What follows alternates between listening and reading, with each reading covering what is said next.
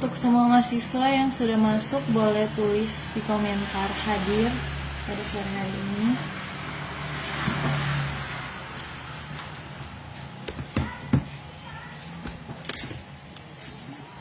Karena loading ke laptop pakai apa? Semulanya. Oke, selamat datang Ibu. Mari ke Mandagi, mahasiswa pertama yang sudah hadir pada live MK Administrasi PAK pada sore hari ini.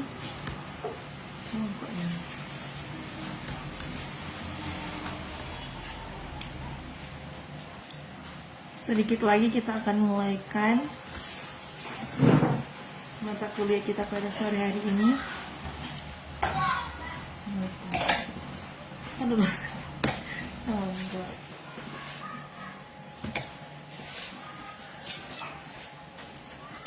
Shalom semua mahasiswa, selamat sore. Baiklah, kita akan memulaikan perkuliahan kita pada sore hari ini. Sebelum itu kita akan berdoa. Sebelum berdoa kita angkat pujian. Bapa, Engkau sungguh baik. Bapa, Engkau sungguh baik, kasih-Mu melimpah di hidupku.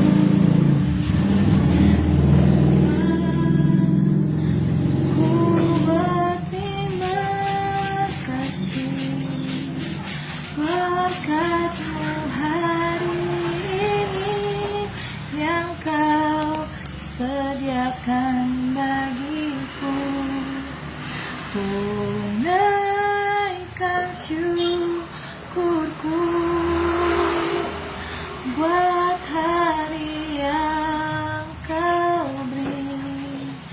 Tak habis-habisnya kasih dan rahmat-Mu selalu baru dan tak pernah terlambat. Pertolongan-Mu besar, setia-Mu di sepanjang hidupku. Besar setia, besar setia-Mu di sepanjang hidupku. Kita satu dalam doa. Segala puji syukur kami panjatkan di hadirat-Mu ya Tuhan. Terima kasih untuk hari ini Engkau sudah memberkati kami, menjaga, melindungi kami sepanjang hari ini. Saat ini kami mahasiswa dan juga dosen, Tuhan, kami kembali datang kepadamu. Saat ini kami mau melakukan aktivitas belajar mengajar. Tuhan Yesus, Engkau berkati mata kuliah Administrasi Pendidikan Agama Kristen pada sore hari ini. Tuhan Yesus berkati.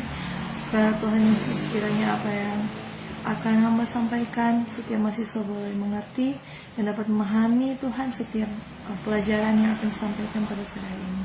Saat ini kami buka aktivitas belajar mengajar kami pada sore hari ini. Dalam nama Tuhan Yesus kami berdoa dan mengucap syukur. Haleluya, amin. Puji nama Tuhan. Salam BBM, bertumbuh, berbuah, menuai. Haleluya, puji Tuhan. Selamat datang untuk para mahasiswa pada sore hari ini. Ibu Mari Kemendagi, Bapak Cliff Wage, selamat datang. Jadi kita akan memulaikan mata kuliah pendidikan Administrasi Pendidikan Agama Kristen. Sebelum kita mengenal tentang Administrasi Pendidikan Agama Kristen, pertama-tama tentunya kita harus memahami apa yang dimaksud dengan kata administrasi. Jadi kata administrasi ini berasal dari bahasa Latin yang terdiri atas dua suku kata, yaitu ad ad, dan ministrare. Jadi terdiri dari dua suku kata, yaitu kata ad dan ministrare. Jadi dalam pengertiannya, kata ad mempunyai arti yang sama dengan kata to dalam bahasa Inggris itu, yang berarti ke atau kepada. Jadi dalam bahasa Inggris itu to atau ad itu artinya kepada, dan ministrare yang artinya sama dengan to serve atau to conduct, yang berarti melayani. Jadi administrasi artinya adalah kepada dan untuk melayani, atau untuk membantu, atau fungsi mengarahkan. Jadi dalam bahasa Inggris diterjemahkan to administer, berarti yaitu mengatur, memelihara, dan mengarahkan. Jadi kata administrasi itu berarti kita harus mengatur, memelihara, dan mengarahkan. Jadi suatu kegiatan yang ada usaha untuk membantu kita melayani, mengarahkan, atau mengatur semua kegiatan di dalam mencapai suatu tujuan itu disebut dengan administrasi. Jadi administrasi adalah kegiatan yang menduduki kedudukan sentral di dalam pembinaan dan pengembangan pada setiap kegiatan kerja kelompok manusia dalam bidang pendidikan, perkantoran, perhotelan, dan lain sebagainya. Harus mengembangkan dan mencapai tujuan dalam profesinya. Jadi administrasi adalah fungsi untuk mengerjakan sesuatu untuk mencapai suatu tujuan yang telah ditetapkan. Jadi perkembangan ilmu administrasi yang pada mulanya bergerak di dalam dunia industri dan perusahaan, kemudian menjalar ke dalam pemerintahan atau negara, sehingga kini kita mengenal adanya business administration dan governmental administration atau public administration. Sekarang kita mengenal administrasi pendidikan sebagai salah satu cabang ilmu administrasi pada umumnya. Para ahli pendidikan mulai menyadari bahwa meskipun prinsip-prinsip administrasi dalam berbagai lapangan memiliki kesamaan, baik dalam proses maupun tujuannya, di dalam dunia pendidikan mempunyai kekhususan yang tidak dapat disamakan begitu saja dengan dunia perusahaan. Jadi untuk menghasilkan produksi yang berkualitas tinggi, maka perlu kerja keras untuk mengembangkan atau kita mempersiapkan anak didik ketika kita mau bekerja mungkin sebagai guru atau sebagai dosen. Kita harus memiliki kualitas yang tinggi untuk dalam pekerjaan dan proses pengembangan peserta didik kita, terutama dalam pendidikan agama Kristen. Dalam pendidikan agama Kristen tentu bukanlah hal yang mudah, tetapi dengan berbagai cara kita harus mencapai tujuan pendidikan agama Kristen yang telah ditetapkan sebelumnya. Jadi di sini kita sudah belajar tentang pengertian administrasi yang sangat simpel dan gampang, yaitu administrasi itu adalah suatu proses kerjasama antara dua orang atau lebih untuk mencapai suatu tujuan yang telah ditetapkan secara efektif dan efisien. Jadi kita masuk pada bagian 2, yaitu administrasi pendidikan. Jadi dalam dunia pendidikan di Indonesia, bidang studi administrasi pendidikan itu dikatakan termasuk masih baru, karena administrasi pendidikan baru diperkenalkan melalui beberapa universitas sejak tahun 1960-an dan dimasukkan sebagai mata pelajaran dan ujian SGA atau SPG sejak tahun ajaran 1965 atau 1966. Oleh karena itu, para pendidik sendiri banyak yang belum dapat memahami betapa perlu dan pentingnya ilmu administrasi pendidikan itu dalam penyelenggaraan dan pengembangan pendidikan yang pada umumnya. Di sini kita akan belajar tentang peran administrasi dalam pendidikan. Jadi sebelum kita akan membahas tentang peran administrasi dalam pendidikan, terlebih dahulu kita ketahui tentang pendidikan. Jadi apa itu arti dari pendidikan? Jadi pendidikan terdiri dari pendidikan formal dan informal, Sekali lagi, pendidikan terdiri dari pendidikan formal dan pendidikan informal, non formal. Ada 3, formal, informal, dan non formal. Jadi pendidikan formal dilaksanakan melalui suatu lembaga dan informasi diselenggarakan di lingkungan keluarga, serta non formal diselenggarakan di luar keluarga dan lembaga pendidikan formal. Jadi semua usaha pendidikan di atas yang sudah saya sebutkan tadi itu tertuju pada satu tujuan umum, yakni untuk membantu seorang anak atau individu untuk mencapai taraf kedewasaan dalam mereka menempuh pendidikan tentunya. Jadi kedewasaan adalah mampu berdiri sendiri dalam kehidupan, baik itu di masyarakat, sesuai dengan nilai-nilai atau norma yang berlaku tentunya. Saya kutip dalam buku di dalam Undang-Undang Republik Indonesia Nomor 20 Tahun 2003 tentang Sistem Pendidikan Nasional dan Undang-Undang Republik Indonesia Nomor 14 Tahun 2005 tentang guru dan dosen itu menyatakan bahwa Undang-Undang Nomor 20 Tahun 2003 Pasal 3 yaitu pendidikan nasional berfungsi mengembangkan kemampuan untuk membentuk watak serta peradaban bangsa yang bermartabat dalam rangka mencerdaskan kehidupan bangsa, bertujuan untuk berkembangnya potensi peserta didik agar menjadi manusia yang beriman dan bertakwa kepada Tuhan Yang Maha Esa, berakhlak mulia, sehat, berilmu, cakap, kreatif, mandiri, dan menjadi warga negara yang demokratis serta bertanggung jawab. Jadi untuk mencapai satu tujuan pendidikan itu harus diselenggarakan dengan lebih teratur dan berencana, terarah dan sistematis, yang terutama sekali itu melalui lembaga pendidikan formal.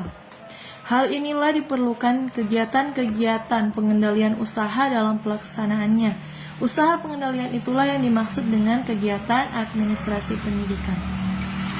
Jadi administrasi ini sangat berperan penting dalam mengatur, membantu, melayani, dan lain sebagainya dalam kita mencapai suatu tujuan pendidikan.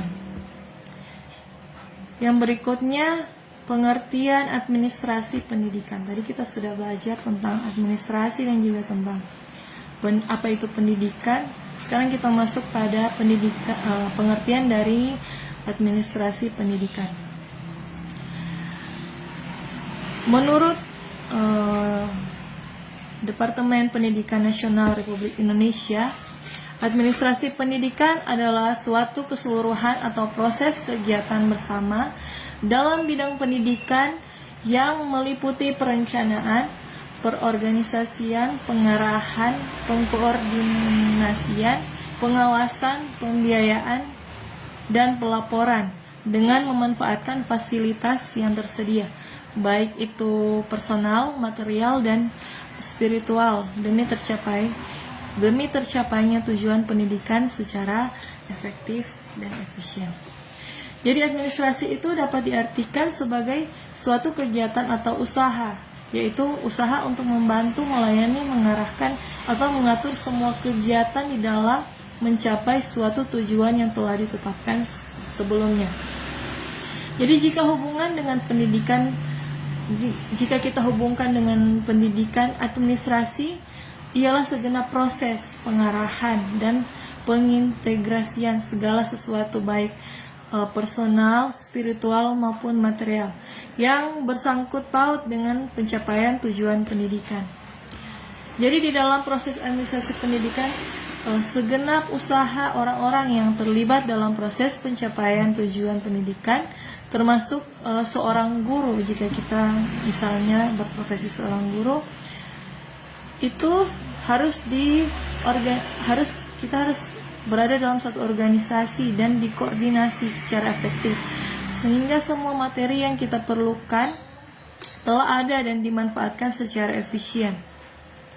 Atau secara lebih singkat dapat juga dikatakan administrasi pendidikan adalah pembinaan, pengawasan, dan pelaksanaan dari segala sesuatu yang berhubungan dengan urusan sekolah.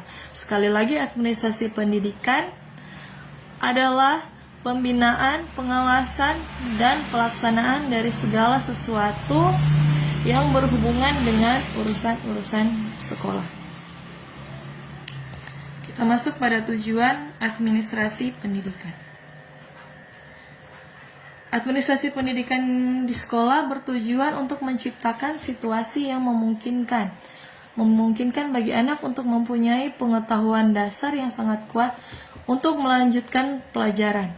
Jadi mempunyai suatu kecakapan dan keterampilan khusus untuk dapat hidup sendiri dan dalam masyarakat, serta mempunyai sikap hidup sebagai manusia Pancasila dengan pengabdian untuk membangun masyarakat Pancasila Indonesia. Jadi tujuan administrasi pendidikan itu adalah untuk meningkatkan efisiensi dan efektivitas penyelenggaraan operasional pendidikan dalam mencapai suatu tujuan pendidikan.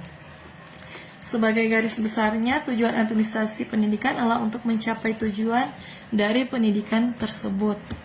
Jadi tujuan administrasi pendidikan agar semua upaya yang ada dalam sekolah itu dalam pencapaian tujuan itu dapat terlaksanakan. Dalam konteks pendidikan di Indonesia, administrasi pendidikan merupakan subsistem dari sistem pendidikan nasional, maka tujuannya yaitu mendukung tercapainya tujuan pendidikan nasional. Jadi tujuan administrasi itu untuk mencapai pendidikan nasional. Itu pentingnya administrasi dalam pendidikan. Kemudian kita masuk pada fungsi administrasi pendidikan. Kita masuk pada bagian keempat, yaitu fungsi administrasi pendidikan. Dalam proses pelaksanaan administrasi itu mempunyai tugas-tugas yang harus dilaksanakan sendiri. Tugas-tugas ini yang biasanya itu disebut atau diartikan sebagai fungsi-fungsi administrasi pendidikan.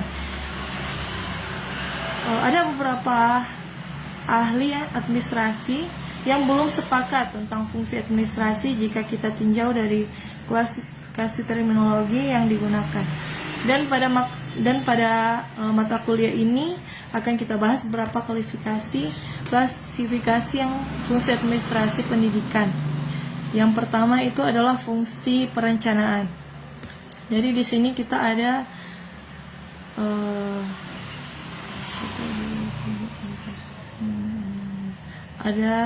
6 fungsi administrasi.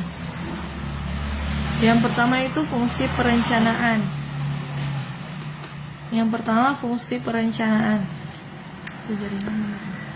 Jadi perencanaan merupakan kegiatan awal yang harus dilakukan dalam kegiatan administrasi. Jadi yang paling pertama yang kita harus lakukan dalam kegiatan administrasi yaitu adalah fungsi perencanaan.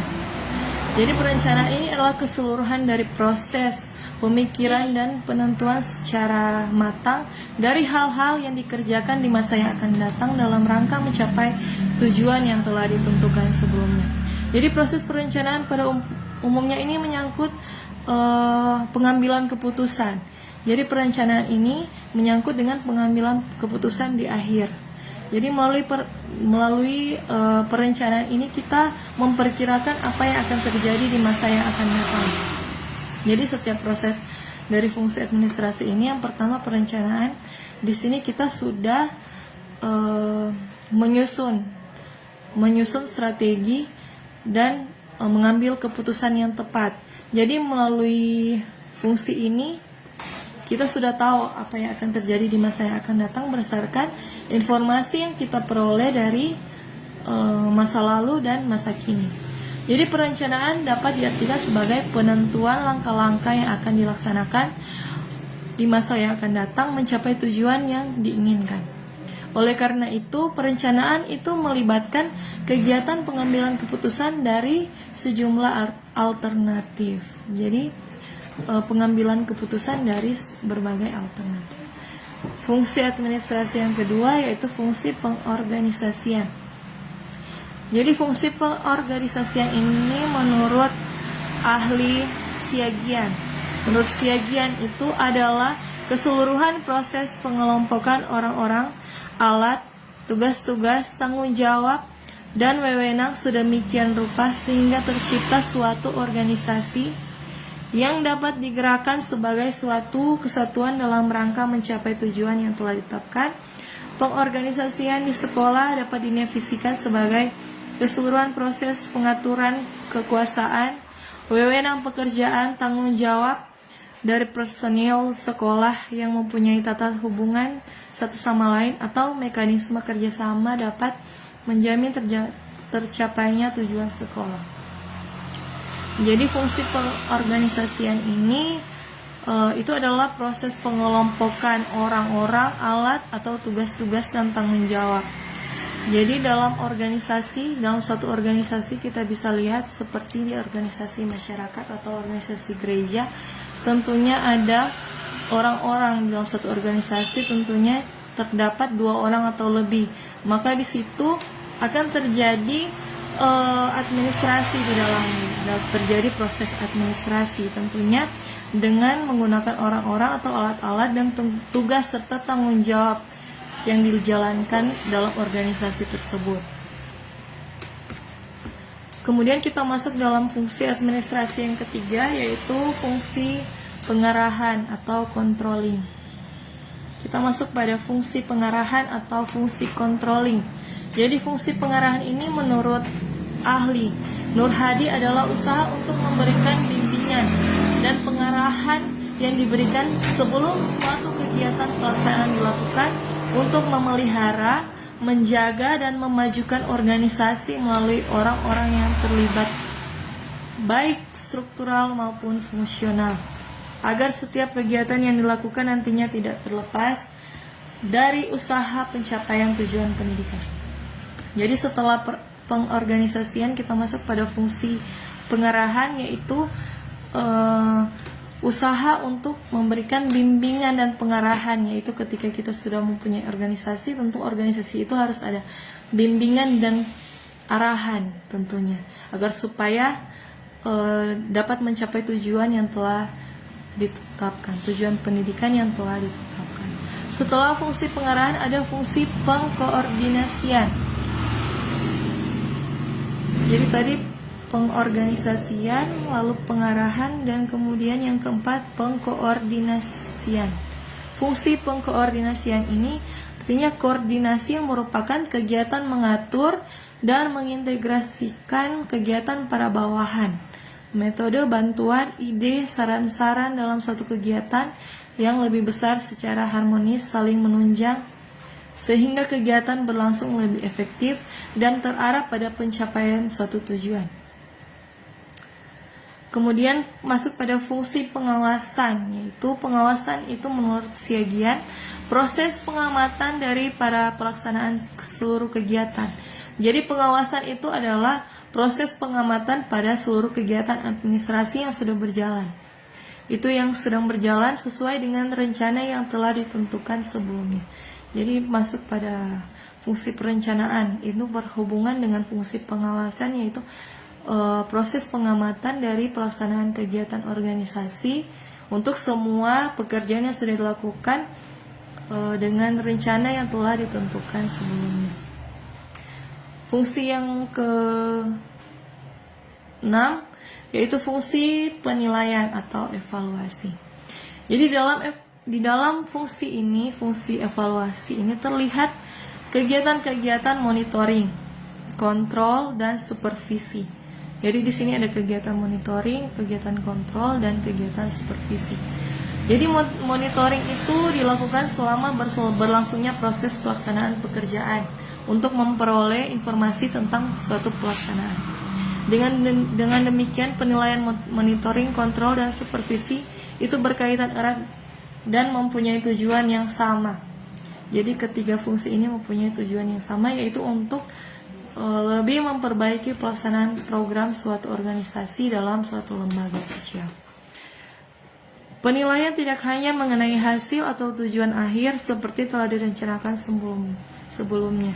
Jadi penilaian ini itu tidak hanya mengenal hasil atau tujuan, tapi penilaian ini dalam rangka untuk sistem instruksional disebut evaluasi sumatif. Jadi penilaian juga dilakukan selama berlangsungnya proses kegiatan yang disebut formative evaluation. Sehingga penilaian itu harus dilakukan secara berkesinambungan yang berkaitan dengan segi kehidupan maupun pelaksanaan suatu kegiatan sebuah organisasi atau lembaga sosial. Termasuk pada fungsi pembiayaan, yaitu kegiatan mendapatkan biaya serta pengelolaan anggaran, pendapatan dan belanja pendidikan. Jadi ini fungsi pembiayaannya. Berikut kita sudah bahas fungsi-fungsi administrasi.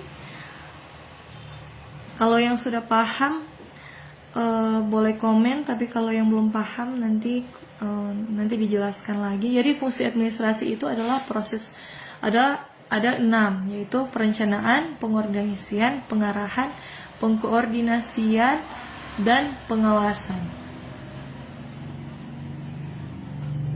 Ada 8. Pengawasan, penilaian, dan pembiayaan. Jadi itu fungsi-fungsi administrasi. Kalau sudah jelas, kita masuk pada administrasi pendidikan Kristen. Kalau sampai sini sudah jelas, atau ada mahasiswa yang mau bertanya, dibuka ruang pertanyaan. Kalau sudah jelas, silakan komen jelas dan kita akan lanjut pada inti mata kuliah, yaitu pendidikan agama Kristen. Administrasi pendidikan agama Kristen. Administrasi PAK. Kalau saya mengerti, kita lanjut dalam administrasi PAK. Jadi untuk mengetahui tentang sudah jelas Ibu Meti, terima kasih. Jadi untuk mengetahui tentang administrasi PAK atau administrasi pendidikan agama Kristen, terlebih dahulu kita harus mengetahui tentang apa itu pendidikan agama Kristen. Dengan mudah kita bisa memahami administrasi. Jadi kalau kita mengerti apa pengertian pendidikan agama Kristen, kita dapat lebih memahami apa itu administrasi PAK. Jadi saya akan menjelaskan tentang pendidikan agama Kristen. Jadi pendidikan itu pada hakikatnya itu adalah suatu usaha manusia untuk meningkatkan ilmu pengetahuan. Sekali lagi saya jelaskan, pendidikan adalah usaha manusia untuk meningkatkan ilmu pengetahuan tentunya. Seperti saat ini ketika kita sedang kuliah, kita berusaha untuk dapat meningkatkan ilmu pengetahuan kita yang didapat dari lembaga formal maupun non-formal. Sedangkan makna pendidikan secara sederhana itu dapat diartikan sebagai usaha manusia untuk membina kepribadiannya sesuai dengan nilai-nilai masyarakat dan kebudayaan. Jadi istilah pendidikan itu berarti perbuatan dalam membimbing, mengasuh, dan memperlengkapi. Jadi istilah pendidikan itu membimbing, mengasuh, dan memperlengkapi seseorang atau sekelompok orang.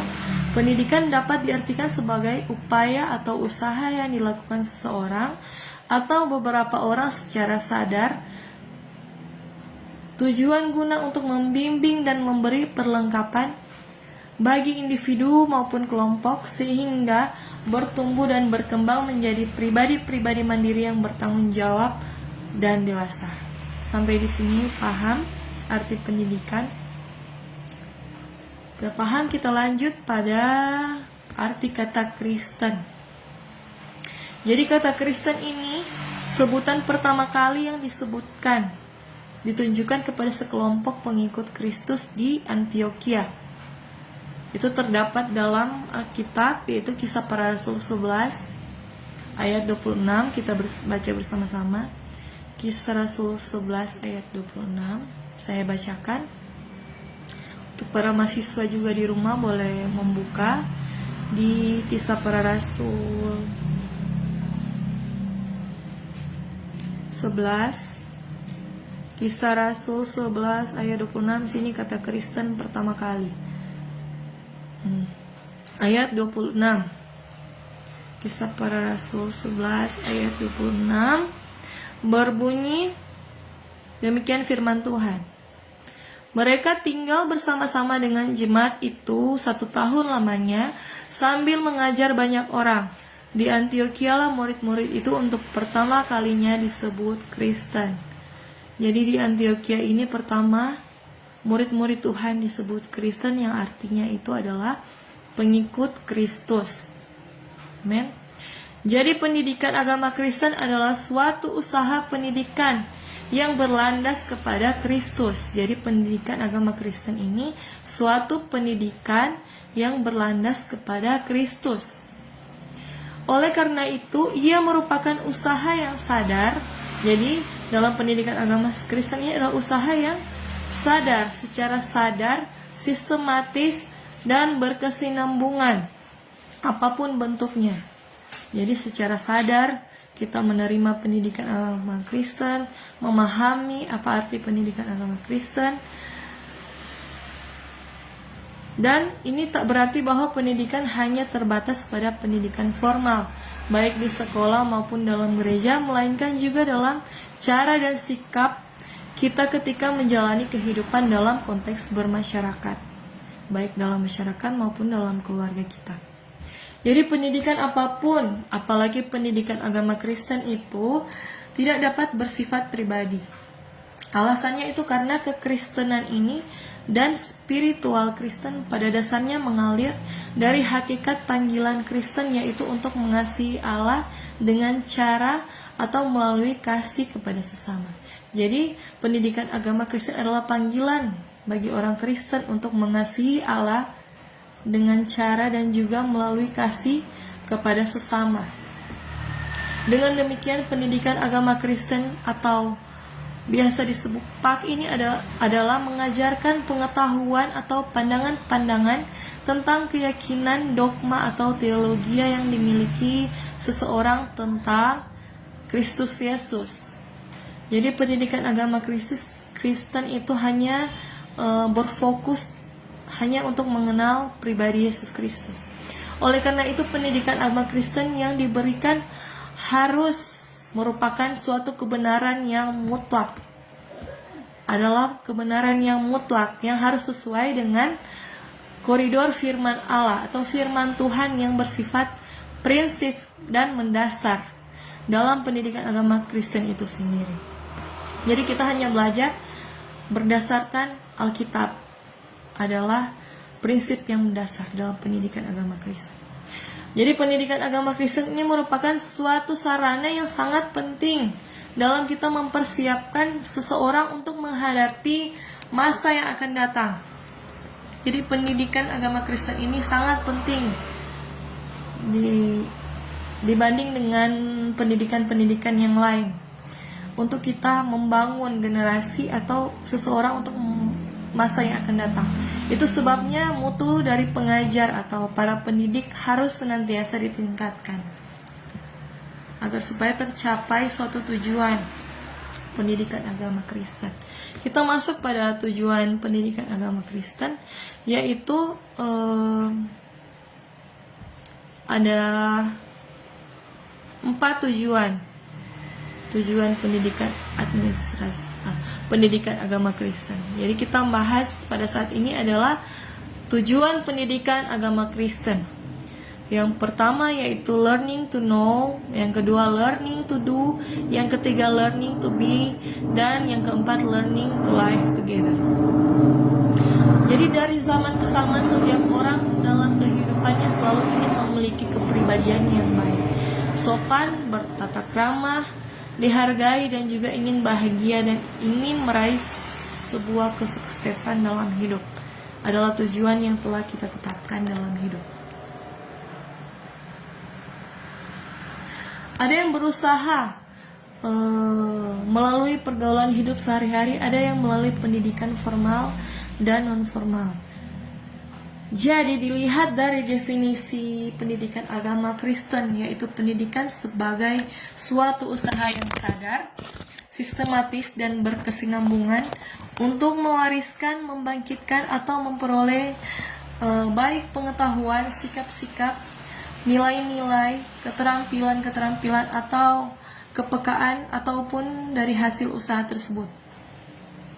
Jadi ada banyak tujuan pendidikan agama Kristen seperti di gereja, di keluarga, masyarakat, sekolah, dan lain sebagainya. Tetapi di sini kita hanya membahas tentang tujuan pendidikan agama Kristen yang ada di sekolah. Menurut ahli John M. Nainggolan dalam bukunya yang berjudul Guru Agama Kristen sebagai Panggilan dan Profesi, memaparkan bahwa ada 4 tujuan PAK. Itu yang sudah saya sebutkan tadi, ada 4. Yang pertama itu learning to know, jadi kita belajar untuk dapat memahami. Jadi PAK harus diarahkan kepada peningkatan pengetahuan akan Allah. Jadi fungsi tujuan pendidikan agama Kristen yaitu harus diarahkan kepada peningkatan kita tentang pengetahuan akan Tuhan Allah dan segala firman-Nya yang terdapat dalam Alkitab. Begitu juga kita meningkatkan pengetahuan tentang sesama, diri sendiri maupun lingkungan kita. Jadi peserta didik haruslah diarahkan kepada pemahaman atas keutuhan ciptaan, bahwa sejak mula Allah telah menciptakan manusia, makhluk-makhluk dan alam yang memiliki ketergantungan, dan semuanya itu harus dijaga. Jadi learning to know, kita harus memahami bagaimana ketika Tuhan menciptakan ciptaannya, baik itu manusia atau makhluk yang lain, dan alam yang memiliki ketergantungan yang berkaitan satu dengan yang lain, dan semuanya itu harus dijaga. Yang kedua, tujuan pendidikan agama Kristen yang kedua yaitu learning to do dalam bahasa Inggris. Jadi PAK atau pendidikan agama Kristen itu harus diarahkan agar peserta didik memiliki keterampilan dalam mempraktekkan imannya di tengah masyarakat. Jadi PAK itu harus diarahkan ke peserta didik memiliki keterampilan dan praktekkan imannya dalam masyarakat, bukan menjadi batu sandungan, melainkan menjadi berkat bagi sesama dan lingkungan. Jadi kita harus menjadi berkat dimanapun kita pergi dan berada, di lingkungan kita, di keluarga, di gereja, dimanapun kita berada, kita harus menjadi berkat. Tujuan pendidikan agama Kristen yang ketiga yaitu learning to be. Jadi pendidikan agama Kristen ini diarahkan agar peserta didik ini memiliki jati diri dan mampu menyatakan keberadaannya dalam kehidupan sehari-hari. Jadi peserta didik harus mampu memiliki jati diri, harus mampu menyatakan keberadaan dirinya dalam kehidupan sehari-hari, dan menyadari bahwa dirinya itu sangat berharga di mata Tuhan. Yang paling penting ini kita harus menyadari betapa berharga diri kita di mata Tuhan. Jadi peserta didik ini mampu memahami bahwa ia hidup bukan hanya untuk dirinya sendiri, melainkan bagi sesama dan juga lingkungan sekitar. Amen. Dan yang terakhir, tujuan dari pendidikan agama Kristen yang keempat yaitu learning to live together. Jadi kita belajar untuk hidup secara bersama-sama. Pendidikan agama Kristen ini haruslah diarahkan agar peserta didik menyadari betul bahwa hidup tidak mungkin sendiri, jadi hidup itu harus bersama-sama. Keberhasilan itu tidak mungkin diraih secara sendiri atau perorangan. Kesejahteraan harus dilakukan bersama-sama. Inti iman Kristen adalah bahwa ia dapat hidup dan menjadi berkat bagi sesama dan lingkungan sekitarnya. Dari pemaparan di atas dapat disimpulkan bahwa tujuan pendidikan agama Kristen adalah untuk meningkatkan pengetahuan akan Allah dan segala firman-Nya. Jadi kita harus meningkatkan pengetahuan kita akan Allah dan segala firman Allah. Mempraktekkan akan imannya, memiliki jati diri, serta mempunyai kesadaran bahwa bahwa kita adalah ciptaan untuk bersosial dengan sekitarnya. Jadi tujuan pendidikan agama Kristen yang sebenarnya ialah membawa peserta didik untuk mengalami perjumpaan secara pribadi dengan Kristus, mengasihi Allah dengan sungguh-sungguh dan hidup dalam ketaatan, serta mampu mempraktikkan imannya dalam kehidupannya sehari-hari. Sampai di sini ada yang kurang jelas. Kalau masih ada yang kurang jelas, mahasiswa boleh bertanya di kolom komentar. Kita sudah sampai di tujuan pendidikan agama Kristen. Ada 4 tujuan. Saya ulangi sekali lagi, ada 4. Yang pertama, learning to know, learning to do, learning to be, dan learning to live together.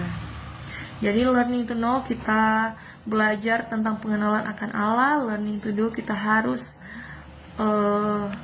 meningkatkan keterampilan atau mempraktekkan iman kita di tengah masyarakat. Learning to be kita diarahkan untuk memiliki jati diri dan mampu menyatakan kebenaran diri kita di dalam kehidupan kita sehari-hari. Dan yang terakhir, learning to live together, kita harus menyadarkan peserta didik agar menyadari bahwa kehidupannya harus hidup bersama, atau kita tidak boleh hidup secara sendirian, harus hidup bersama-sama. Kalau ada yang kurang jelas, boleh bertanya di kolom komentar. Dan kita akan lanjut pada administrasi PAK pada poin yang ketiga. Administrasi Pendidikan Agama Kristen. Jadi dalam KBBI atau Kamus Besar Bahasa Indonesia, administrasi itu adalah usaha dan kegiatan yang meliputi penetapan tujuan serta penetapan cara-cara penyelenggaraan pemerintahan. Dan administrasi pendidikan itu adalah segenap proses pengarahan dan pengintegrasian segala sesuatu, baik personel, spiritual maupun material, yang bersangkut paut dengan pencapaian tujuan pendidikan. Jadi jika kita hubungkan dengan PAK, maka administrasi PAK adalah segenap proses pengarahan dan pengintegrasian dalam sesuatu, baik itu personel, spiritual maupun material, yang bersangkut paut dengan pencapaian tujuan pendidikan agama Kristen. Jadi itu semua bersangkut paut dengan tujuan yang sudah kita belajar tadi. Ada 4 tujuan pendidikan agama Kristen. Dan administratornya adalah pendidik pendidikan agama Kristen atau guru pendidikan agama Kristen. Jadi suatu pendidik atau guru itu dikatakan sebagai administrator. Jadi sederhananya itu adalah segala hal yang membantu berurusan atau melayani, mengatur, mengarahkan, itu semua kegiatan di dalam mencapai tujuan pendidikan agama Kristen.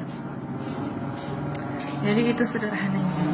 Jadi administrasi PAK adalah segala hal yang membantu, yang berurusan dengan melayani, mengatur, mengarahkan semua kegiatan di dalam mencapai tujuan pendidikan agama Kristen.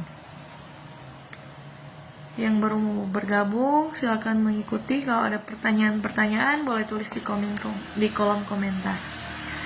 Termasuk pada bagian yang keempat, yaitu pentingnya administrasi PAK. Mengapa administrasi PAK itu penting? Administrasi pendidikan adalah sebuah proses kerjasama untuk mencapai tujuan pendidikan dengan melihat hubungan antar komponen pendidikan sehingga dapat memperbaiki sistem pendidikan dengan menggunakan perangkat yang mendukung kegiatan pembelajaran.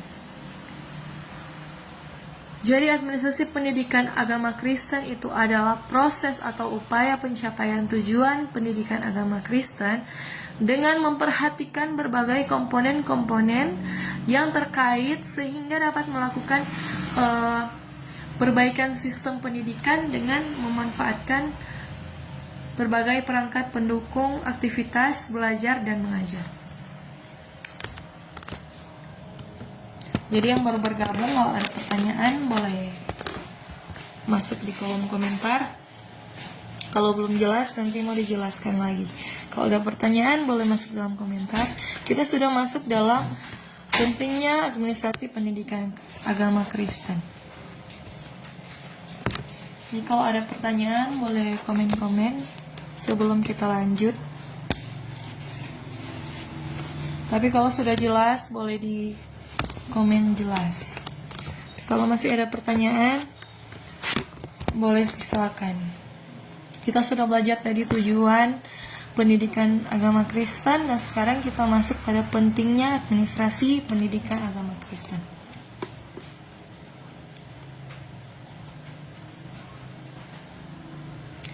Jadi administrasi pendidikan agama Kristen ini merupakan suatu proses atau upaya pencapaian tujuan pendidikan agama Kristen dengan memperhatikan berbagai komponen yang terkait sehingga dapat melakukan perbaikan sistem pendidikan dengan memanfaatkan berbagai perangkat pendukung aktivitas belajar dan mengajar. Jadi kita memanfaatkan berbagai perangkat pendukung seperti laptop dan lain sebagainya.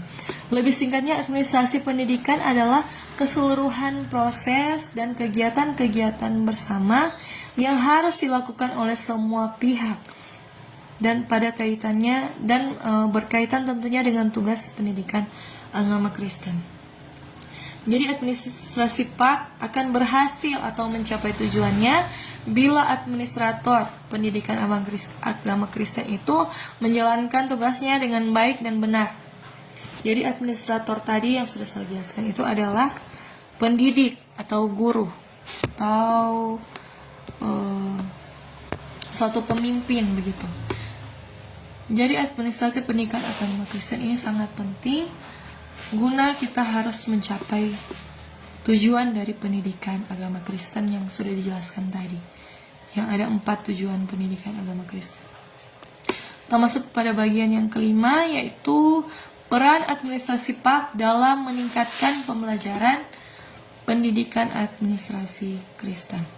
Sekali lagi, peran administrasi PAK dalam meningkatkan pembelajaran PAK atau pendidikan agama Kristen. Jadi pengertian peranan itu secara umum ialah pengaruh besar terhadap tindakan yang ingin dilakukan oleh seorang individu dalam rangka mengarahkan, membimbing dan menentukan seseorang pada suatu pilihan yang mendasari tujuan yang ingin dicapai.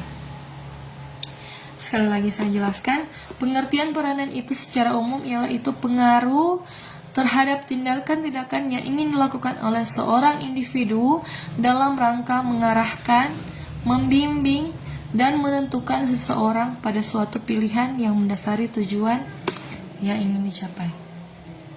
Jadi itu pengertian tentang peranan. Administrasi pendidikan agama Kristen itu segenap proses pengarahan dan pengintegrasian segala sesuatu itu baik personel, spiritual maupun material yang bersangkut paut dengan pencapaian tujuan pendidikan agama Kristen. Jadi tujuan administrasi itu untuk mencapai suatu tujuan yang telah ditetapkan tentunya. Dan di dalam itu ada proses yang sudah dijelaskan tadi. Proses administrasi, ada tujuan-tujuan administrasi. Dan di dalamnya itu tentunya harus ada administrator. Administrator itu adalah pendidik. Pendidik atau pemimpin atau guru. Dalam hal ini adalah guru pendidikan agama Kristen. Untuk meningkatkan kualitas administrasi tentunya itu harus berlandaskan dengan firman Tuhan. Ketika kita belajar administrasi, ada proses perencanaan, proses pengorganisasian, proses penilaian dan lain sebagainya, itu semuanya berdasarkan dengan firman Tuhan. Bagaimana kita mengarahkan, bagaimana kita menyusun rencana ketika kita mungkin dalam tugas dan pelayanan, ada proses administrasi di dalamnya, ada organisasi ketika kita hidup dalam lingkungan masyarakat, ada organisasi di dalamnya itu ada suatu proses ketika proses administrasi ketika kita mungkin sedang mengerjakan tugas sekolah atau tugas kuliah dan lain sebagainya, itu tentunya ada suatu tujuan yang ingin kita capai. Dan tujuan yang kita capai itu harus melalui proses administrasi yang benar, yang baik, sehingga tujuan apapun yang akan kita capai itu dapat kita capai secara efektif dan efisien. Jadi efektif itu adalah tepat waktu dan efisien ini tepat sasaran. Jadi harus secara efektif dan efisien. Kita akan belajar administrasi dalam Alkitab. Jadi kata administrasi ini tentunya ada dalam Alkitab, yang dikatakan administrasi adalah karunia rohani yang yang berarti itu mengemudikan sebuah kapal. Administrasi ini termasuk dalam daftar karunia rohani yang Paulus berikan dalam 1 Korintus 12 ayat 28 dan Roma 12 ayat 8. Jadi sekali lagi, administrasi ini termasuk dalam daftar karunia rohani yang Paulus berikan dalam 1 Korintus 12 ayat 28 dan Roma 12 ayat 8. Kita baca bersama-sama di dalam 1 Korintus 12 ayat 28. Kita buka bersama-sama. Mahasiswa juga yang di rumah boleh membaca di dalam 1 Korintus 12 ayat 28. 1 Korintus 12 ayat 28. Kita baca bersama-sama.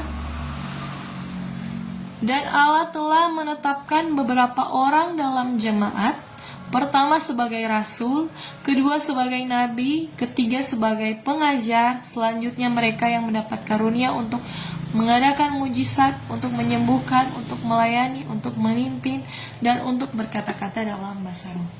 Jadi ini adalah contoh administrasi yang kita pelajari dalam Alkitab, yang terdapat dalam 1 Korintus 12 ayat 28. Jadi di sini ada suatu proses perencanaan antara dua orang atau lebih untuk mencapai suatu tujuan. Dalam ayat ini dikatakan Allah telah menetapkan beberapa orang dalam jemaat. Jadi dikatakan beberapa orang ini sudah terjadi, sudah lahir proses administrasi. Dikatakan beberapa orang. Proses administrasi itu terdiri dari dua orang atau lebih. Jadi dalam Alkitab sini tentunya menjelaskan menetapkan beberapa orang dalam jemaat. Pertama sebagai rasul, kedua sebagai nabi, ketiga sebagai pengajar. Dan juga ada karunia-karunia. Nah, di sini kita lihat ada proses administrasi di sini.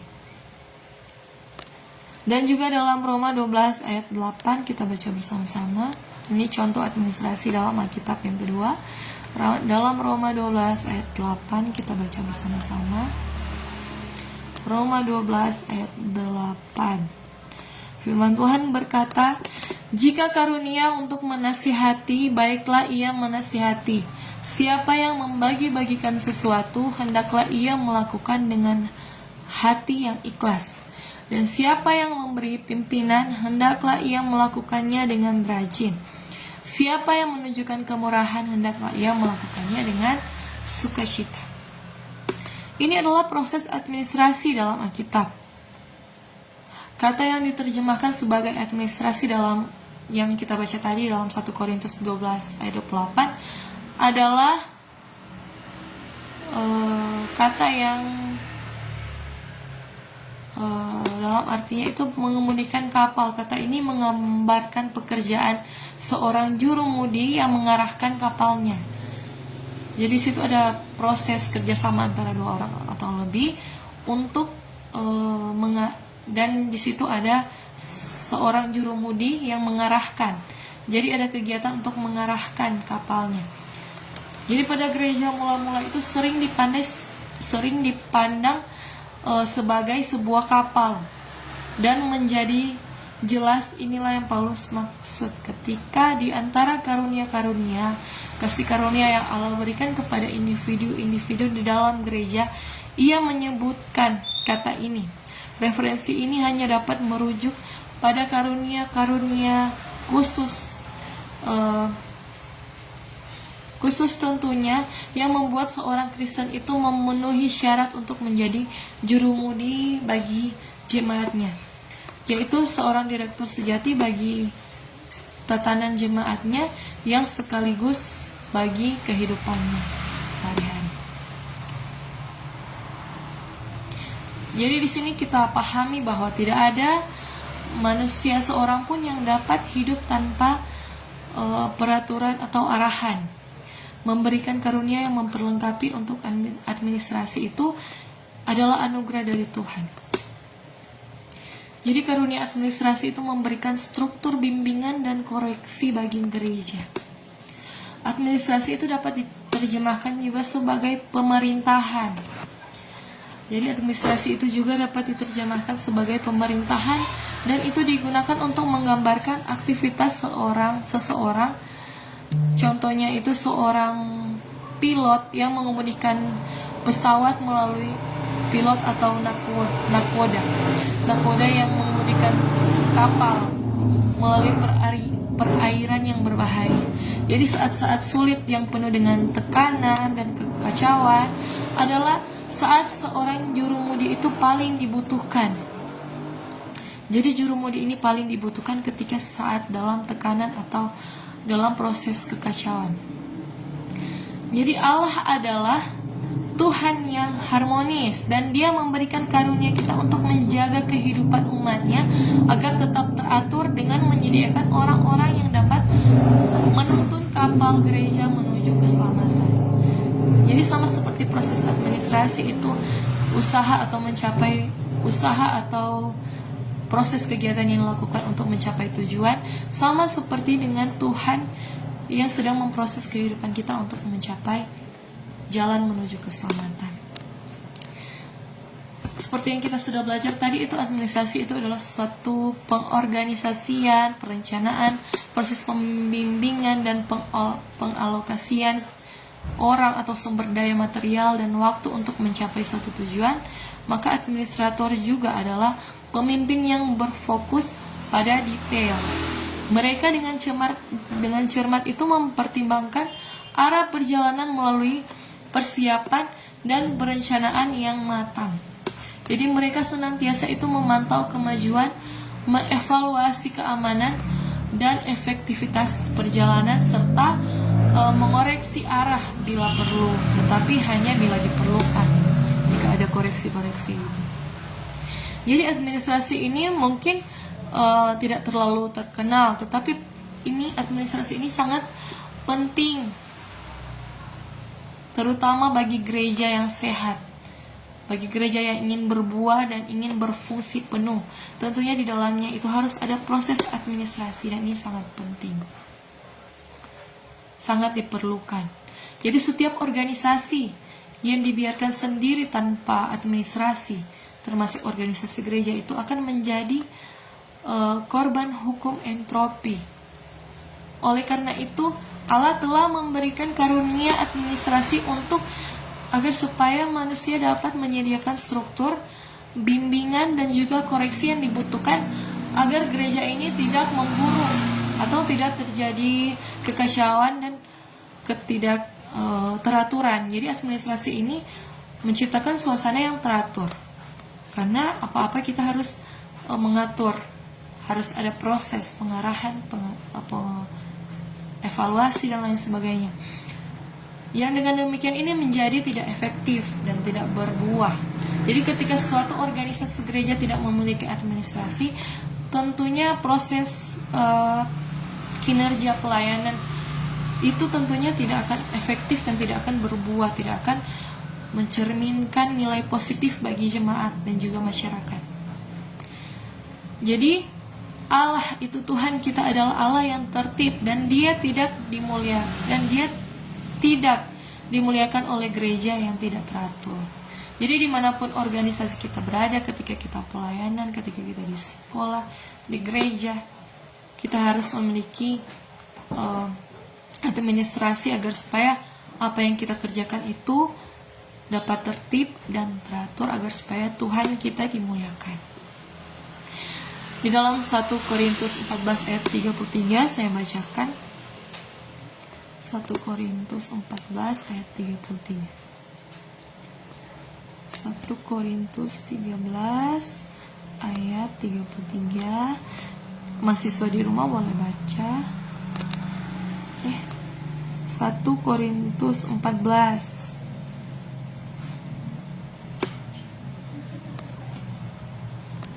ayat 33. Saya bacakan. Sebab Allah tidak menghendaki kekacauan, tetapi damai sejahtera. Sekali lagi saya bacakan dalam 1 Korintus 14 ayat 33. Sebab Allah tidak menghendaki kekacauan, tetapi damai sejahtera. Jadi ketika kita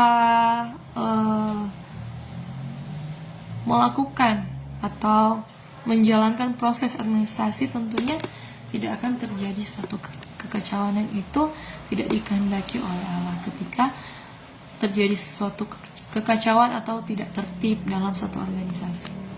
Lebih lanjut, itu gereja yang tidak teratur akan kehilangan jejak amanat agungnya. Sekali lagi, gereja yang tidak teratur itu akan kehilangan jejak amanat agungnya. Dan dengan demikian gagal dalam misi utama yang telah diberikan kepadanya. Singkatnya, para pemimpin yang dikaruniai karunia administrasi ini harus menjaga kapal gereja lokal yang berlayar dengan mantap untuk menuju pelabuhan kesetiaan dan keberhasilan bagi kemuliaan Tuhan. Amin. Kita baca lagi dalam 1 Korintus 14 ayat 33 yang tadi kita baca. Ya, terima kasih Bapak Jensen Tamon yang sudah membagikan ayat Alkitab. Sebab Allah tidak menghendaki kekacauan, tetapi damai sejahtera. Amin. Lebih lanjut, gereja tidak teratur kehilangan jejak amanat agungnya. Dan dengan demikian gagal dalam misi utamanya yang telah diberikan Tuhan kepadanya. Jadi para pemimpin yang dikarunia kemampuan administrasi itu harus menjaga kapal gereja lokal agar tetap berlayar dengan mantap menuju pelabuhan kesetiaan dan kesuburan bagi kemuliaan nama Tuhan kita Yesus Kristus. Jadi ada banyak contoh Alkitabiah tentang administrasi seperti yang sudah kita bahas tadi. Alkitab ini penuh dengan contoh-contoh pemimpin yang memiliki karunia administrasi. 2 contoh administrasi dalam Alkitab akan kita bahas. Yang pertama dalam kitab Kejadian, yaitu Yusuf. Jadi contoh pemimpin yang memiliki karunia administrasi yang pertama kita belajar dalam Alkitab yaitu Yusuf, di mana Yusuf ini menunjukkan dirinya sebagai administrator atau guru atau pendidik yang hebat. Jadi dia ini dijual sebagai obat mujarab kepada Potifar. Jadi Yusuf segera membuktikan dirinya sebagai administrator yang cakap. Dia membuktikan dirinya adalah sebagai administrator yang cakap. Jadi itu terdapat di dalam, kita baca bersama-sama di dalam Kejadian 39 ayat 3 sampai 5. Lebih jelas lagi kita baca langsung dalam Alkitab Kejadian 39 ayat 3 sampai 5. Kejadian 39 ayat 3 sampai 5. Kita lebih mengerti dan memahami contoh-contoh administrasi dalam Alkitab.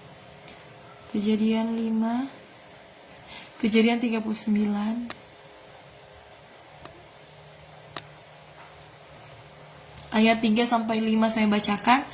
Setelah dilihat oleh tuannya bahwa Yusuf disertai Tuhan dan bahwa Tuhan membuat berhasil segala sesuatu yang dikerjakannya, maka Yusuf mendapat kasih tuannya dan ia boleh melayani dia. Kepada Yusuf diberikannya kuasa atas rumahnya dan segala pemiliknya, dan segala miliknya diserahkannya pada kekuasaan Yusuf. Sejak ia memberikan kuasa dalam rumahnya dan atas segala miliknya kepada Yusuf, Tuhan memberkati rumah orang Mesir itu karena Yusuf, sehingga berkat Tuhan ada atas segala miliknya, baik yang di rumah maupun yang di ladang. Ini adalah contoh administrator yang baik yang kita lihat dalam Alkitab. Jadi tuannya melihat bahwa Tuhan itu menyertai Yusuf dan bahwa Tuhan membuat segala sesuatu yang dikerjakannya berhasil di tangannya. Amen. Maka Yusuf itu mendapatkan kasih karunia. Dia mendapatkan kasih karunia di matanya dan melayaninya. Dan Yusuf mengangkatnya menjadi pengawas atas rumahnya dan mempercayakan segala miliknya kepadanya. Jadi ketika dia menjadi pengawas, di sini ada fungsi administrasi dalamnya, fungsi pengawasan tadi. Dan Tuhan memberkati rumah orang Mesir itu karena Yusuf. Jadi Tuhan memberkati rumah itu, keberhasilan itu karena Yusuf. Berkat Tuhan ada atas segala miliknya, baik yang di rumah maupun yang di ladang. Amin. Jadi kepala penjara itu mempercayakan semua tahanan yang ada di penjara itu kepada Yusuf. Apapun yang dikerjakan di sana, dialah yang mengerjakannya. Kepala penjara itu tidak menghiraukan apapun yang menjadi tanggung jawab Yusuf, sebab Tuhan menyertai dia, dan apapun yang dikerjakannya, Tuhan membuatnya berhasil. Itu di dalam Kejadian 39 ayat 22 sampai 23. Sekali lagi Kejadian 39 ayat 22 sampai 23. Firman Tuhan berkata, kepala penjara mempercayakan semua tahanan yang ada di penjara itu kepada Yusuf. Apapun yang dikerjakan di sana, dialah yang mengerjakannya. Kepala penjara itu tidak menghiraukan apapun yang menjadi tanggung jawab Yusuf, sebab Tuhan menyertai dia. Dan apapun yang dikerjakan, Tuhan membuatnya berhasil. Jadi apapun yang dikerjakan Yusuf, Tuhan membuatnya berhasil. Jadi akhirnya kemampuan administrasi Yusuf diakui itu oleh Firaun yang menugaskannya itu sebagai penguasa atas seluruh Mesir. Itu terdapat dalam firman Tuhan di dalam Kejadian 41 ayat 43. Saat Yusuf melaksanakan rencananya untuk mempersiapkan bangsanya menghadapi bencana kelaparan yang akan datang, kita baca dalam Kejadian 41 ayat 43. Boleh para mahasiswa yang hadir pada malam hari ini, kita buka dalam Kejadian 41 ayat 43. Boleh di komen di bawah sini ayatnya, supaya semua yang hadir boleh membaca secara bersama-sama. Saat itu Yusuf melaksanakan rencananya untuk mempersiapkan bangsanya menghadapi bencana kelaparan yang akan datang. Jadi di situ Yusuf memiliki rencana. Dia sudah melaksanakan rencana yang sudah ditetapkan sebelumnya, dan dia melaksanakannya untuk mencapai tujuan yang ditetapkan, yaitu untuk menghadapi bencana kelaparan yang akan datang. Jadi dia tahu apa yang akan terjadi di masa yang akan datang, sehingga dia memiliki rencana untuk agar supaya dia memiliki kemampuan dalam menghadapi bencana yang akan datang. Firman Tuhan berkata, Kejadian 29 ayat 22 dan 23. Yang tadi Kejadian 41 ayat 43. Firman Tuhan berkata, Kejadian 41 ayat 43. Coba kita buka bersama-sama Kejadian 41 ayat 43.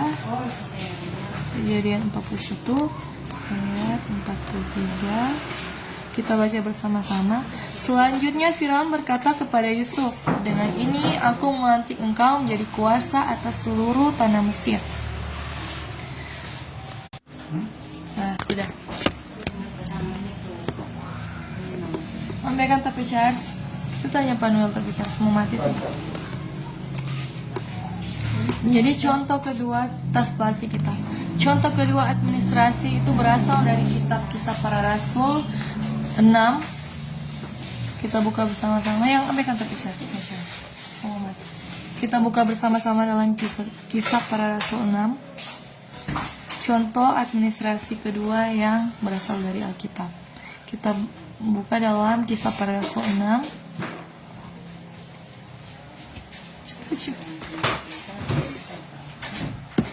Sampai di sini ada yang mau bertanya, ada yang kurang jelas, atau ada mahasiswa yang mau bertanya, boleh masuk di kolom komentar. Kalau ada yang mau bertanya seputaran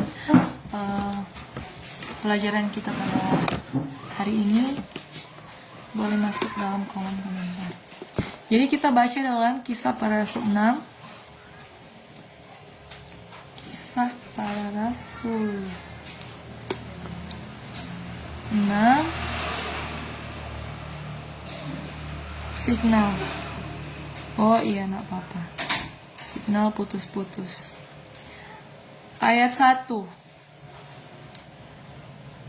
Kita baca bersama-sama.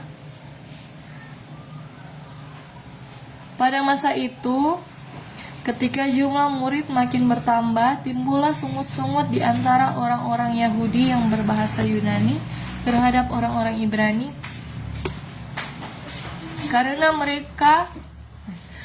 pembagian kepada janda-janda mereka diabaikan dalam pelayanan sehari-hari. Jadi itu adalah contoh administrasi. Di sini ada sebuah muncul masalah administratif yang dapat menimbulkan dampak yang memecah belah dan menghancurkan bagi gereja mula-mula pada waktu itu di Yerusalem. Kaum Helenis, orang Yahudi yang berbahasa Yunani, mereka mengeluh bahwa orang Kristen Ibrani itu mengabaikan janda-janda orang Helenis dalam pembagian makanan mereka sehari-hari, dalam Kisah Rasul 6 ayat 1. Jadi masalah ini menghadirkan dua bahaya yang nyata bagi gereja yang baru lahir, yaitu yang pertama, hal ini memungkinkan benih-benih perpecahan dan juga perselisihan itu ditaburkan bagi jemaat. Jadi perpecahan ini pada akhirnya dapat mengakibatkan gereja itu terpecah dan menjadi berbagai kelompok, sehingga melemahkan gerakan Kristen pada waktu itu. Bahaya yang kedua yaitu lebih halus, tetapi ke-12 rasul menyadarinya. Dalam Kisah Rasul 6 ayat 2, tidaklah patut bagi kami untuk mengabaikan firman Tuhan demi melayani meja. Jadi kontribusi terpenting yang dapat diberikan ke-12 rasul bagi gereja adalah yaitu memberitakan firman Tuhan. Jika mereka harus menyibukkan diri melayani meja, gereja akan berada dalam bahaya melemah secara rohani dan secara teologis. Jadi solusi untuk masalah ini adalah masalah administrasi. Solusinya adalah masalah administrasi. 7 orang pria yang berbakat mungkin dalam hal administratif ditunjuk untuk tugas tersebut, yang memungkinkan ke-12 rasul itu melakukan pekerjaan penting, yaitu berdoa dan berkhotbah. Dalam Kisah Rasul 6 ayat 3-4, boleh dibaca di rumah. Dengan demikian mencegah pertikaian lebih lanjut atau melemahnya gereja. Jadi muncul adanya masalah administratif yang dapat menimbulkan dampak yang memecah belah dan menghancurkan bagi gereja mula-mula di Yerusalem. Itu yang sudah kita baca tadi.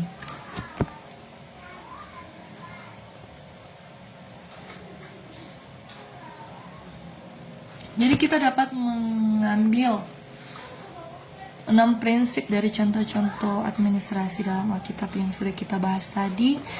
6 prinsip dapat disimpulkan. Yang pertama, seperti semua karunia rohani, tujuan administrasi adalah untuk membangun tubuh gereja lokal. Jadi sekali lagi, tujuan administrasi untuk membangun tubuh gereja lokal. Dalam 1 Korintus 13 ayat 7, ayat 14, 1 Korintus 14 ayat 12 dan ayat 26. Jadi hal ini jelas merupakan hasil dari penunjukan ke-7 orang dalam Kisah Para Rasul 6. Prinsip yang kedua, yaitu karunia administrasi itu merupakan karunia yang ditambahkan, yang diberikan untuk melayani misi gereja. Melayani misi gereja. Jadi hasil dari administrasi Yusuf adalah memelihara umat perjanjian Allah yang melaluinya itu Mesias akan datang. Setidaknya sebagian keputusan dalam Kisah Para Rasul 6 ayat 1-6 yang sudah kita bahas tadi itu menghasilkan firman Allah makin tersebar dan jumlah murid makin bertambah banyak di Yerusalem pada waktu itu, dan banyak imam yang menyerahkan diri dan lebih beriman. Itu dalam Kisah Rasul 6 yang kita baca tadi. Yang kedua itu karunia administrasi merupakan karunia yang ditambahkan yang memberikan pelayanan bagi misi gereja. Prinsip ketiga dan juga keempat, kelima dan seterusnya itu saling berkaitan. Jadi administrasi itu membutuhkan hikmat, perencanaan dan kedisiplinan dari Allah. Administrasi membutuhkan hikmat, perencanaan dan disiplin dari Allah. Jadi pertimbangkan betapa beratnya tugas yang dihadapi Yusuf. Seperti yang kita baca tadi, ia memiliki 7 tahun panen yang berlimpah untuk mempersiapkan dirinya untuk menghadapi 7 tahun kelaparan. Di situ ada fungsi administrasi, yaitu controlling atau pengawasan. Ia menyadari dengan jelas bahwa pemahaman atau hikmat ataupun yang ia miliki itu untuk menghadapi hal ini bukan miliknya sendiri, melainkan berasal dari Allah. Dalam Kejadian 41 ayat 25 yang sudah kita baca tadi. Yang kedua, logistik panen, inventarisasi dan penyimpanan makanan dalam jumlah besar itu membutuhkan rencana dan strategi yang sangat rinci. Izin bertanya, Bapak Jensen Tam, mengapa di gereja sering ada perpecahan sehingga ada pro dan kontra? Oh, so hapus komen, belum Riki baca sampai kelar. Diperlukan disiplin yang tinggi untuk tetap pada jalurnya, terutama selama bertahun-tahun panen yang baik. Jadi akan sangat mudah untuk menjadi puas diri dan kehilangan fokusnya. Jadi satu prinsip terakhir adalah bahwa karunia administrasi adalah karunia yang tampaknya melampaui konteks gereja. Seperti yang kita belajar tadi, Yusuf menjalankan karunia administrasinya dalam konteks yang sepenuhnya sekuler, yang pada akhirnya itu jelas bahwa administrasi sangat penting dalam gereja lokal maupun dalam kegiatan bermasyarakat. Ibu Meiti Beatrix. Pertanyaan, sampai sini ada pertanyaan. Apa yang dilakukan Yusuf hingga dalam masa 7 tahun kelimpahan Yusuf dapat mengumpulkan, menyimpan gandum dan lain-lain. Lalu pada masa kelaparan mereka tetap memiliki segalanya. Pada waktu itu kulkas belum ada. Jadi sekitar 14 tahun mereka tetap tidak berkekurangan. Jadi apa yang dilakukan Yusuf sehingga dalam masa 7 tahun kelimpahan seperti yang kita baca dalam Alkitab tadi. Kita baca lagi dalam Kisah Para Rasul yang tentang Yusuf.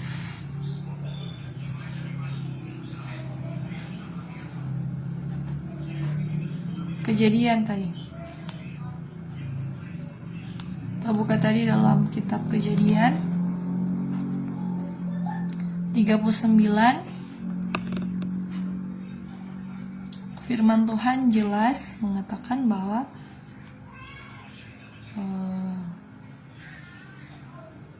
ayat 3-5. Setelah dilihat oleh tuannya bahwa Yusuf disertai Tuhan, dan Tuhan membuat berhasil segala sesuatu yang dikerjakannya. Jadi ayat 3 jelas mengatakan bahwa Tuhan membuat berhasil segala sesuatu yang dikerjakannya. Jadi pada waktu apa yang dilakukan Yusuf pada 7 tahun kelimpahan, Yusuf dapat mengumpulkan, menyimpan gandum dan lain-lain. Itu semuanya tentunya atas campur tangan Tuhan. Karena Tuhan membuat berhasil segala sesuatu yang dikerjakan Yusuf. Dan mungkin pada waktu itu mungkin belum ada kulkas dan lain sebagainya. Tapi Yusuf memiliki Tuhan yang Maha Kuasa. Tentunya dia memiliki cara untuk bagaimana mereka bisa menyimpan gandum sehingga ketika 7 tahun kelaparan itu mereka tetap masih ada persediaan makanan dan tidak kekurangan, sekitar 14 tahun begitu. Tentunya sudah jelas dalam kitab. Dan juga dalam ayat 4 mengatakan Yusuf mendapat kasih tuannya dan ia boleh melayani dia. Kepada Yusuf diberikannya kuasa atas rumahnya dan segala miliknya diserahkan pada kekuasaan Yusuf. Jadi pada waktu itu Yusuf berkuasa. Ayat yang kelima, sejak ia memberikan kuasa dalam rumahnya dan atas segala miliknya kepada Yusuf, Tuhan memberkati rumah orang Mesir itu karena Yusuf. Dikatakan di sini Tuhan memberkati. Jadi ketika mereka tidak berkekurangan, mereka tetap berkelimpahan pada sekitar 14 tahun itu karena Tuhan sendiri yang memberkati rumah orang Mesir itu karena Yusuf. Sehingga berkat Tuhan ada atas segala miliknya, baik yang di rumah maupun yang di ladang. Jadi ketika mereka tetap berkecukupan, ketika mereka menyimpan gandum itu karena Tuhan yang memberkati. Di sini mengatakan Tuhan memberkati, ada berkat atas segala miliknya, baik yang di rumah maupun yang di ladang.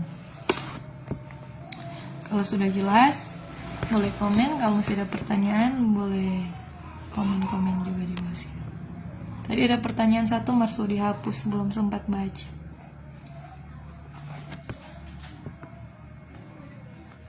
Kalau masih ada pertanyaan,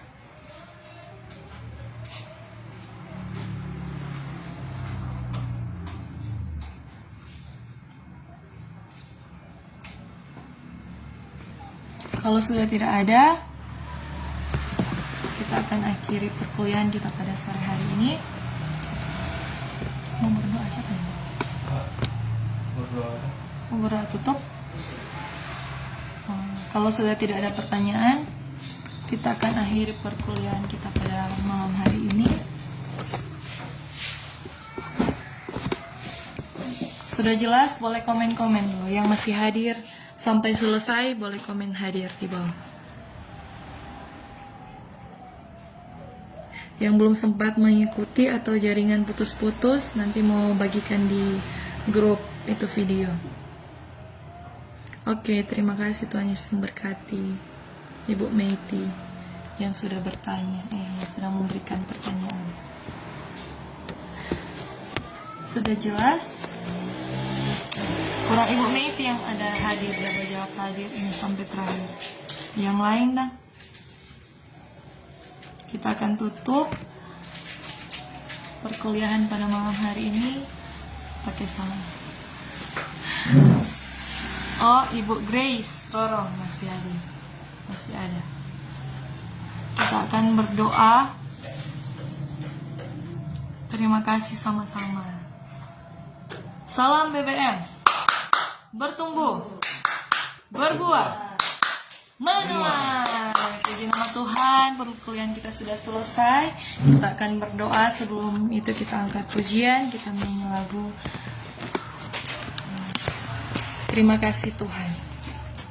Terima kasih Tuhan untuk kasih setiamu yang ku alami dalam hidupku. Terima kasih Yesus untuk kebaikanmu sepanjang hidupku.